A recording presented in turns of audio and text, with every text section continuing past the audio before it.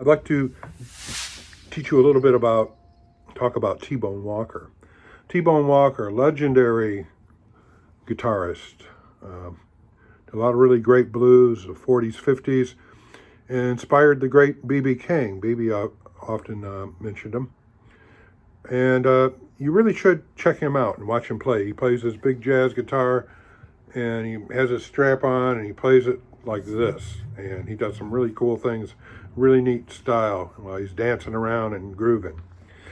So anyways, I want to start with some chords. I'm in the key of A, and T-Bone's kind of famous for his slow blues when he uses his augmented chord to start it off. So this is a E augmented.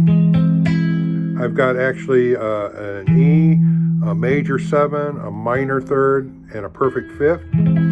And of course, augmented chords are movable in whole steps, but T-Bone would just do something like this. And then he would go into his A.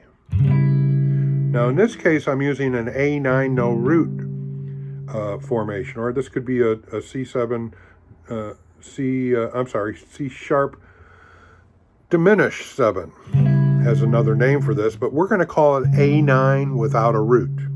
I could put a root in there with my thumb, or I can access a root on the top with my baby finger by barring that.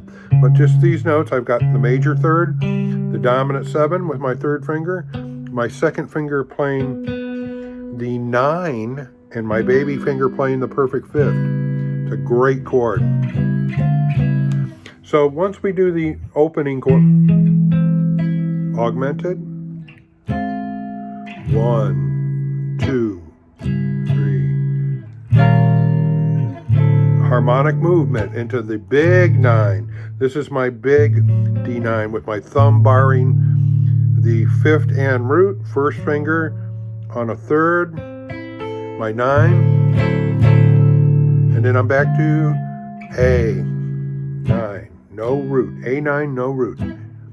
Put the NR in parentheses, right? That's the way I do it.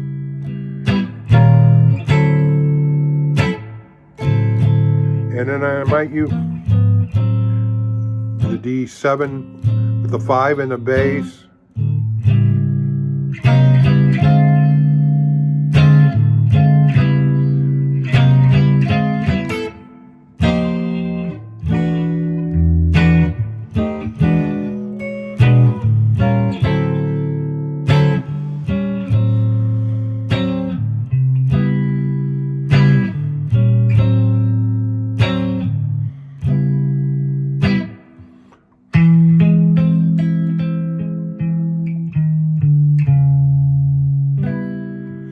Okay, so you get the idea of these movements that you'll see T-Bone Walker move with this night chord.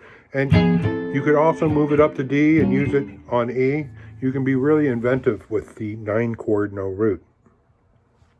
So T-Bone's style, he loves hitting double notes, okay, the double stops. Instead of like the Chuck Berry kind of thing, he's like more of a... And don't forget, he's got great big thick cables. You know, I might have a 10.5 here and, you know, an 18 or a 19 on my G, but he's got great big cables for strings. So it sounds really big and full when he does.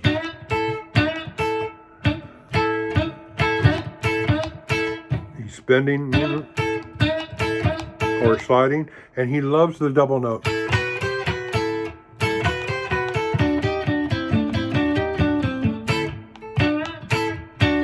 You know,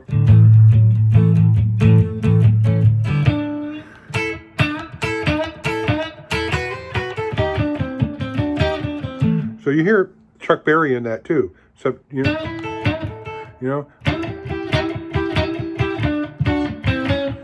you got your 5th and 7th traditional blues, but the power of these double notes. You know, I'm hitting the 5th in the root, the 5th in the 2nd, major 2nd, and that would be a minor 3rd and a dominant 7. So it's like you get a little harmonization going.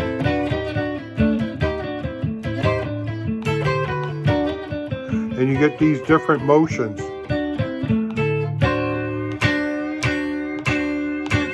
I like that chord a lot. The small honker that BB would use would be the minor third and the sixth.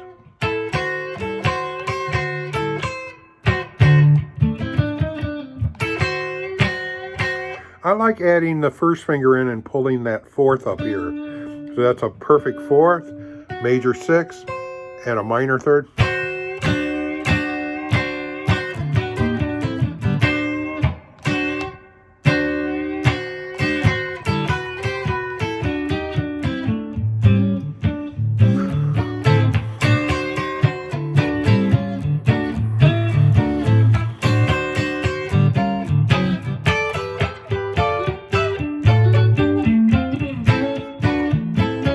So if we add the hammering chord shuffle stuff,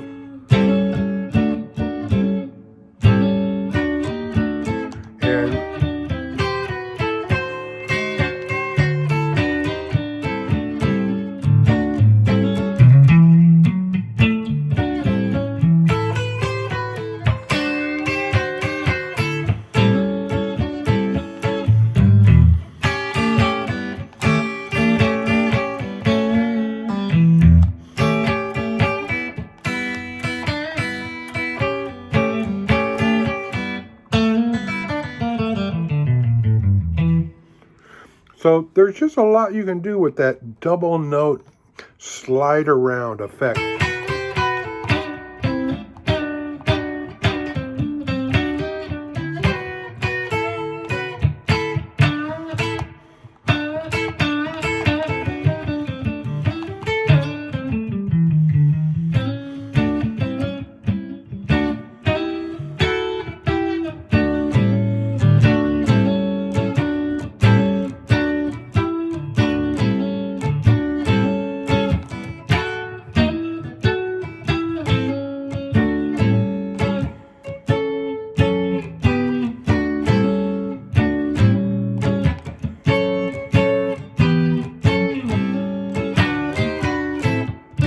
3 notes or 2 notes, 3 notes. Very powerful. You'll hear it a lot in the rock and rollers, the late 50s. But I like to really put it towards the T-Bone Walker and the Chuck Berry kind of style. And those are powerful notes that the early rock and rollers, the British, Keith Richards, Rolling Stones, and a lot of the guys would lock in and hear those riffs from T-Bone and Chuck Berry. And of course that grew into heavier rock and roll sounds, right? So we can utilize those really cool sounds, not just playing one note all the time. What about double notes and triple notes? And if we start to see the intervals that we're playing and make sense out of it theoretically, it can be really, really usable. All right. So there's a little bit of a T-Bone Walker for you to digest.